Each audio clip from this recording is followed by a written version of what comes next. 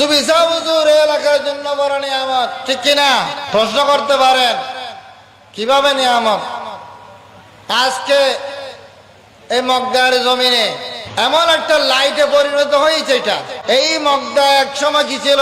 অন্ধকার ছিল। এখানে বাজার ছিল না, এখানে মসজিদ ছিল না, মাদ্রাসা ছিল না, মাজার ছিল না, ঠিক কিনা?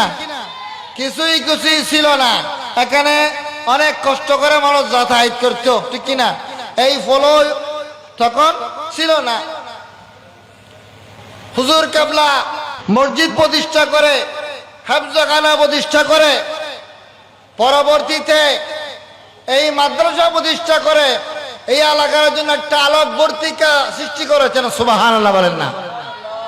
আজকে হে হুজুরের আমি ক্লাসেও এই কথাটা বলেছিলাম, কোন একটা ক্লাসে ছাত্রছাত্রীদেরকে, যে আজকে যদি এই মাদ্রাসা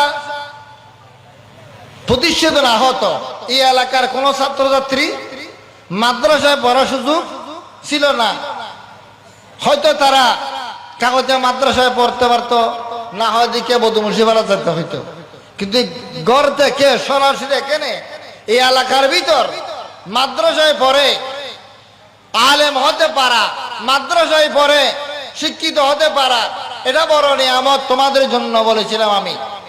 এই যে হুজুর কেবলা আলম প্রতিষ্ঠা করেছেন, এই জন্য হুজুরের খেদমতে, হুজুরের এই নিয়ামত, হুজুরের এই ভালোবাসা আমাদের জন্য রেখে গেছেন।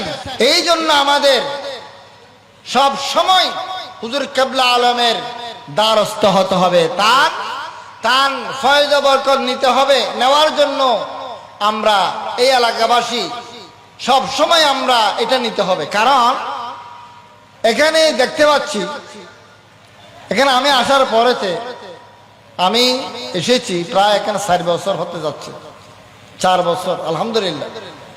হুজুর কেবলা কি যে এখানে রেখে, এখনো পর্যন্ত হুজুর কেবলার দরবার থেকে কেউ খালি ফিরে না। সুবহানাল্লাহ বলেন না? কেউ খালি ফিরে না, এমনকি আমিও। এই কিছুক্ষণ আগেই একজন আমার মুসল্লি মাসফারাবাড়ি মোহাম্মদ হাসান, ওনার ছেলে নাকি 4 বছর হয়ে গেছে, বাবা আওয়াজটা শুনতে পায় না, বাবা ডাকে না, মা ডাকে না, কিছুই ডাকে না। সবাই বলতেছে একটু ডাক্তারের কাছে নিয়ে যাও, ডাক্তারের কাছে নিয়ে যাও। উনি বলতেছে আমি না, আমি ডাক্তারের কাছে নেব না।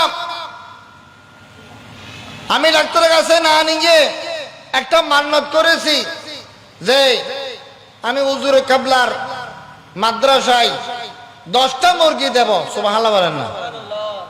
এই 10টা মুরগি দেব, আল্লাহ যদি আমার ছেলের মুখ দিয়ে যদি আওয়াজ বাইর হয়। তিনি এটা খেয়াল করার সাথে সাথে রাত পোহাই নাই, সকালে ওই ছেলে নাকি বাবাকে আব্বা বলে ডাকে, জড়িয়ে ধরলেন। সুবহানাল্লাহ বলেন না? তাহলে দেখেন, হাজত রওয়া মুশকিল কুশা এই সুবিসা হুজুর জীবদ্দশায় তো মানুষের কল্যাণ করে গেছেন,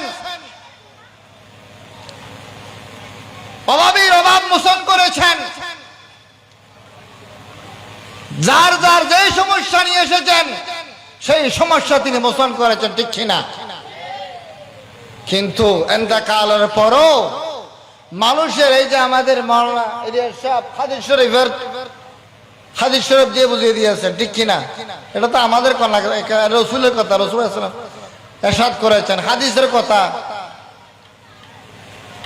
তিনি আজকে এখানে শুয়ে আছেন, শুয়ে থাকা অবস্থায়ও এই এলাকাবাসী কে কোন সমস্যায় পড়তেছে, কে কি অবস্থায় আছে, সব কিছু তার নজরে রয়েছে। সুবহানাল্লাহ বলেন না? আমাদের আজকে যারা এসেছি, আমরা যারা বসেছি, আমরা যারা ঘোরাফেরা করতেছি, সব কিছু এগুলো দেখতে পান। সুবহানাল্লাহ বলেন না? আরে এটা তো আল্লাহর ওলি, এটা দেখতে পাবেন। ওই এখানে হাদিস শরীফের মধ্যে আছে, কোন বান্দাকে কোন মানুষ অন্তকালের পরে যখন তাকে খবর দেওয়া হয়, কবর দিয়ে যখন তার ছেলে মেয়েরা, তার আত্মীয় স্বজনেরা ওই কবরস্থান যখন ত্যাগ করে, হাদিস শরীফের মধ্যে রয়েছে ওই যারা চলে যাচ্ছেন তারা যে স্যাম্পল পরেছেন, জুতা পরেছেন, জুতার আওয়াজও ওই মৃত ব্যক্তি কবর থেকে শুনতে পান। উচ্চস্বরে বলুন সুবহানাল্লাহ। দুঃখের বিষয়, পরিতাপের বিষয়, একদল আমার মতো টুপি দিয়ে, দাড়ি রেখে, জুব্বা গায়ে দিয়ে তারা অলির বিরুদ্ধে বিরুদ্ধাচরণ করে, অলির বিরুদ্ধে বিরুদ্ধাচরণ করে। তারা অলিকে মানে না, এমনকি তারা অলির সাথে বেয়াদবি করে। আর যারা হাদিস শরীফের মধ্যে রয়েছে যারা অলির সাথে বেয়াদবি করে, আল্লাহ বলেন আমি তাদের সাথে যুদ্ধ ঘোষণা করলাম। উচ্চস্বরে বলুন সুবহানাল্লাহ। আজকে পরিতাপের বিষয়, দুঃখের বিষয়, এরপরে একদল এই জুব্বা গায়ে দিয়ে তারা মানুষকে, এমনকি যারা মরে গেছে তাদের সাথে পর্যন্ত তারা বিরুদ্ধাচরণ করে, তাদেরকে কষ্ট দিচ্ছে। বরকে বলুন নাউজুবিল্লাহ। সুতরাং আমাদেরকে হুজুর কেবলা আলমের এই বাগানকে, হুজুর কেবলা আলমের এই বাগানের সৌন্দর্য আমাদের রক্ষা করতে হবে। আজকে যে এই যে মাদ্রাসা, আজকে আলিম পর্যন্ত এখানে পাঠদানের অনুমতি পেয়েছে সরকারিভাবে, আলহামদুলিল্লাহ। আল্লাহ পাকের দরবারে অসংখ্য শুকরিয়া। আপনাদের এই ছেলে মেয়েরা মাদ্রাসায় এসে পড়তে পারবে, আলিম পর্যন্ত পড়তে পারবে, আলহামদুলিল্লাহ। আজকে মারা ইয়ার সাহেব বলতেছেন না, আলিম পাস করে এখানে গেছেন। কিন্তু আমরা যারা ছেলে মেয়ে দিয়েছি মাদ্রাসার মধ্যে, আমি একজন শিক্ষক হিসেবে আপনাদের কাছে অনুরোধ রাখবো, আপনারা এই ছেলে মেয়েকে শুধু মাদ্রাসা ভর্তি করিয়ে ক্ষান্ত হবেন না। মাদ্রাসায় এই আসবেন যাবেন, মাদ্রাসা খোঁজ খবর রাখবেন, আপনার ছেলে মেয়ে পড়তেছে কিনা, আপনার ছেলে মেয়ে লেখাপড়া করতেছে কিনা, এভাবে করে দেখতে হবে এগুলা। যদি আপনার ছেলে মেয়ে এখানে দিবেন যে ইন্নামাল আমালু বিন্নিয়াত, নিয়ত ঠিক করে দিতে হবে। আপনাদের অনেকের নিয়ত ঠিক নাই, এই কারণে আমাদের এই অবস্থা। যদি আপনি নিয়ত ঠিক করে দেন, সুইফা হুজুরের হাতে তুলে দেন, ইনশাআল্লাহ আপনার এই ছেলে, আপনার এই মেয়ে একদিন এই আলেম হয়ে বের হবে, আলেমা হয়ে বের হবে, আলেমা হয়ে দিন ইসলামের খাদেম হিসেবে আল্লাহ কবুল করবেন। উচ্চস্বরে বলি আমিন। সালাতুনিয়া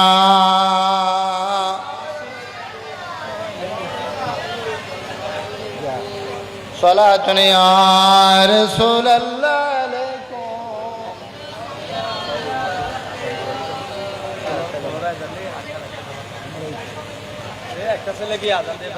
সালাতুনিয়া রাসূলুল্লাহ আলাইকুম, সালামুন ইয়া হাবিবাল্লাহ আলাইকুম। আল্লাহ পাক রব্বুল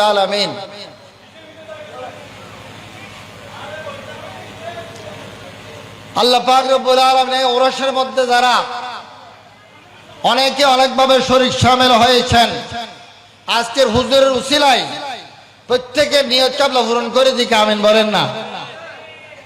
এবং আজকে যে মাহফিল হচ্ছে, ওলামায়ে কেরাম এসেছেন, এশার নামাজ হবে 8:30 এশার নামাজ হবে, এশার নামাজের পরে আবার তাকরীর আরম্ভ হবে।